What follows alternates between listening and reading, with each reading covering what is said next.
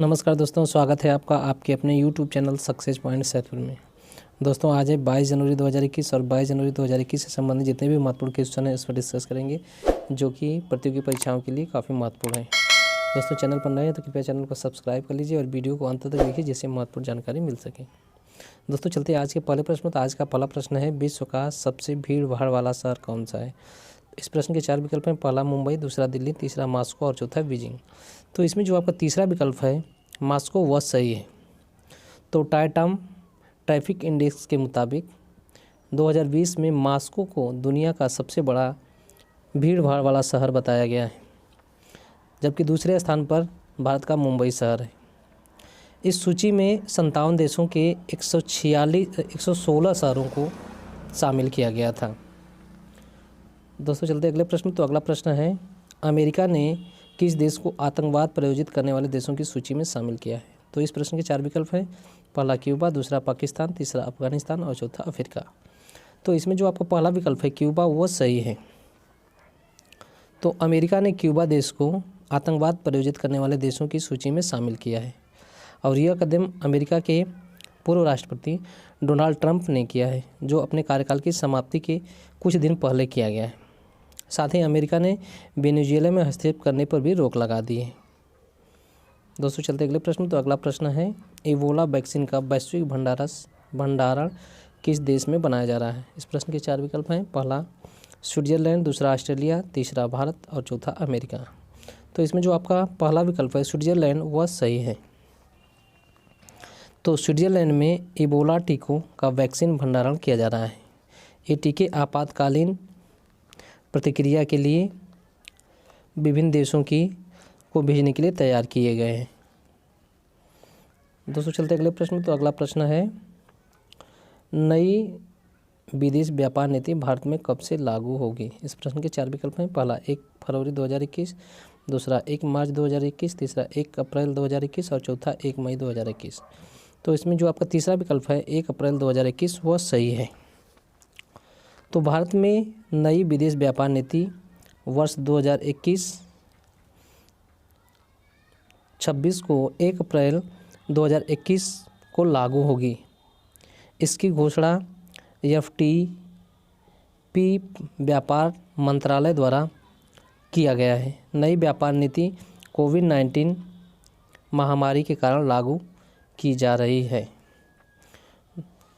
दोस्तों चैनल पर नए हैं तो कृपया चैनल को सब्सक्राइब कर लीजिए और वीडियो को दोस्तों के साथ शेयर अवश्य कीजिए। इसके चलते दोस्तों अगले प्रश्न। तो अगला प्रश्न है, राष्ट्रीय युवा दिवस कब मनाया जाता है? इस प्रश्न के 4 विकल्प हैं। पहला 12 जनवरी, दूसरा 13 जनवरी, तीसरा 14 जनवरी और चौथा जो है आपका 15 जनवरी। तो इसमें जो आपका पहला विकल्प है 12 जनवरी वह सही है। तो हर वर्ष 12 जनवरी को राष्ट्रीय युवा दिवस मनाया जाता है।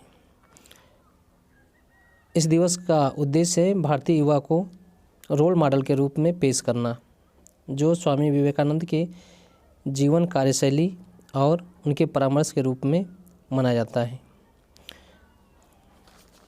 दोस्तों चलते अगले प्रश्न। तो अगला प्रश्न है, वन प्लेनेट समिट वर्ष कब आयोजित किया गया? इस प्रश्न के 4 विकल्प हैं। पहला 11 जनवरी, दूसरा 12 जनवरी, तीसरा 13 जनवरी और चौथा 14 जनवरी।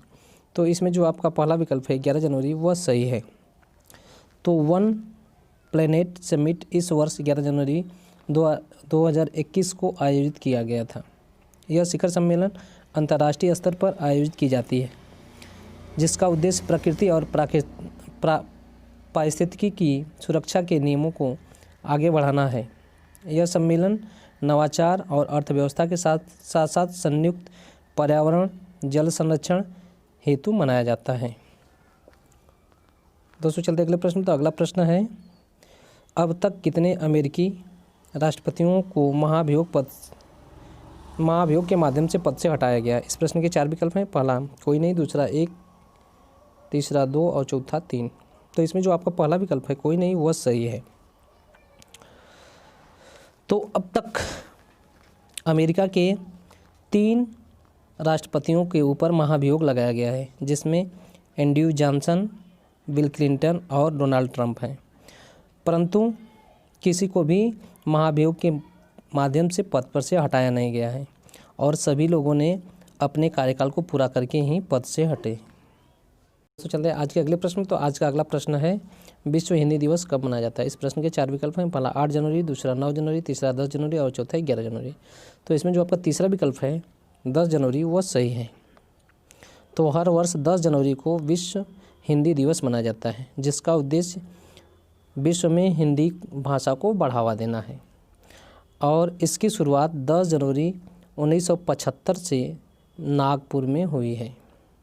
इस प्रकार से आज का करंट अफेयर का क्वेश्चन समाप्त हुआ। जैसा कि आप लोग जानते हैं, वीडियो के अंत में वीडियो से ही प्रश्न पूछा जाता है, जिसका उत्तर आपको कमेंट के माध्यम से देना है। तो आज का प्रश्न है, विश्व हिंदी दिवस मनाने की शुरुआत कब से हुई है?